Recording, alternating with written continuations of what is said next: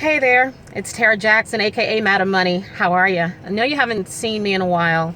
I've been a little on hiatus since my last video talking about my mother when she passed, but I've been sitting around watching everything that's going on, and I was having a great conversation with Sean Rush.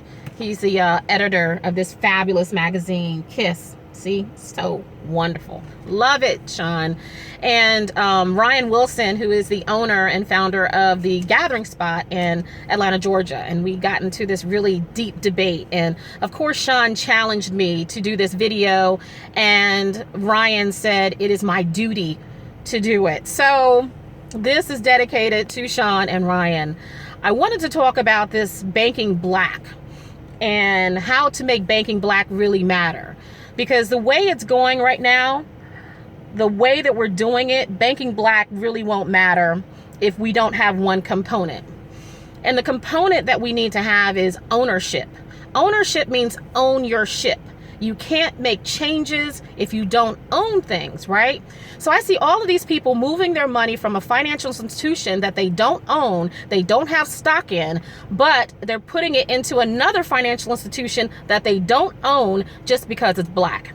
So my problem or my concern more is if I'm going to move my money somewhere because I want to have a voice, I need to go somewhere where I have a vote. So I have a voice. So why would I put my money in another financial institution where I have no ownership? Because if you don't have ownership, you can't change anything, right? So if you own your home and I come up in your home and I don't own it, and I say, I don't like this, you need to move that, I don't like the way this looks, you need to change this, you're going to tell me to kiss your ass, right? Because that's your house. I don't own your house, but when I own my house, I can make changes. I can renovate. I can do different things with my house. I can redecorate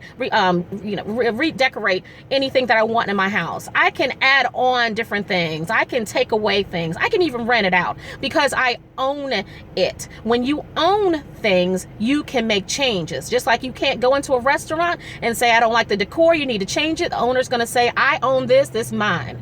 So when you own the restaurant, you can make changes. Same thing with our money. If I'm in a financial institution that I don't own, and yeah, I may have a voice where I can complain and bitch and whatever, why am I going to move my money into another financial institution that I still don't own?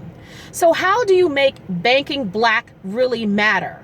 You have the component of ownership. Find out if those financial institutions are on the stock exchange or they sell private stock. How can you get a vote? Or go to a credit union that's a black-owned credit union, black-run credit union, or predominantly black credit union, because every time you make a deposit, you are automatically a shareholder, which means you have a voice, you have a vote. So regardless of if you have $5 in there or $5 million in there with a credit union, you own it. So find out when you're moving your money from one financial institution to another, find out how you can take ownership so you have a voice, so you have a vote. That is how you make banking black really matter.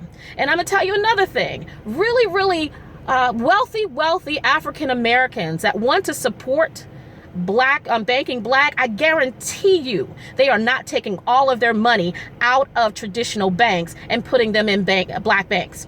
Unless the black banks can compete with all the services that the bigger banks can do with technology, with deposits, with merchant services, with retirement, with whatever, unless they can completely compete, they have the resources, they have the staffing, they have the knowledge base, they have the resources to do it, they're not really going to be able to provide the same level of service. So they're not actually taking all of their money out. What they do is make the black banks a side piece. Y'all heard about my side piece accounts. They're going to take a good portion of their money and put it in the black banks to support black banks, which is really awesome, but they're not taking all of their money out of there.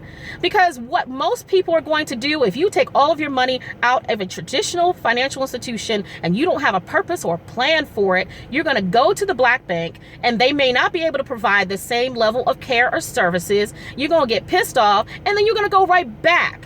So if you're going to bank black, understand what they have to offer. No, and I don't think that banking black, you should discount or demote any of your services that you need. If they have technology, find out what technology they have. Do some research. Everybody wants to follow the bandwagon, but y'all have no idea where it's going. So if you're going to bank black, do some research. Understand what your needs. You can find that out in my book, In Financial Fornication. Very simple, How to Date Your Bank. You do the same thing. There are numbers of wonderful black banks that are out there. But find out what you need. Can they provide you with what you need? Do they have the capabilities? Do they have the capacity? Do they have the resources? Do they have the staff? Do they have the technology? Do they have the budget to give you everything that you need? Or at least go to a financial institution where you have a voice, where you have a vote. Credit unions, even some of the black banks, they may open private stock. You have to ask those questions. So how do you make banking black really matter? You find out how you can take ownership. That's what we did years and years ago. We said, forget it. We're going to own our own businesses, our own schools, our libraries, and we're going to own our own banks.